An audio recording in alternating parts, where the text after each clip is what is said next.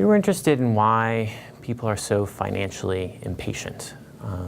By financial impatience, I mean the tendency to want an immediate reward right now over a much larger reward where you'd have to wait some time for.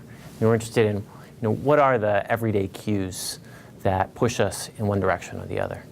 We wanted to focus on a cue that would influence people's impatience. And one very pervasive cue in our everyday environments is fast food. And its associations with instant gratification, we were able to show in some laboratory experiments that prompting people to think about eating fast food or just sort of fast food logos made them more impatient.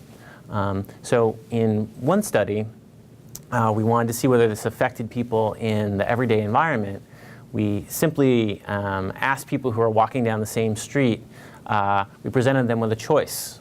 Either would you like a $5 Amazon gift certificate emailed to you tomorrow, or a $5.25 Amazon gift certificate emailed to you a week from tomorrow? Really pushing people to kind of think about this choice of do they want it right now or later. So what we found was that when people were presented this choice in front of a cheap sit-down diner, about 40% of people said, I want the $5 right now.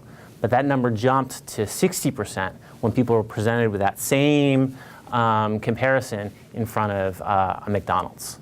So that was sort of one kind of set of evidence that it is that the sort of subtle nudges in our environment are pushing us to be more financially impatient.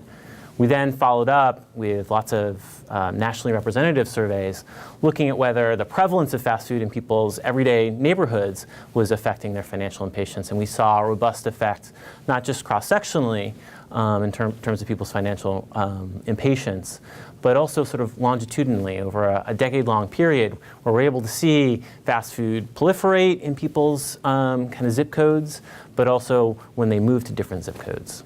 Well, just an appreciation for how so many different cues in our everyday environment are nudging us in different directions. And so that if we're more aware of this, we can be more thoughtful about the environments we put ourselves in. So for one example is if you want to be more financially patient, it would make, the evidence suggests that choosing to live in a neighborhood that's not constantly bombarding you with cues about instant gratification would be really helpful in that.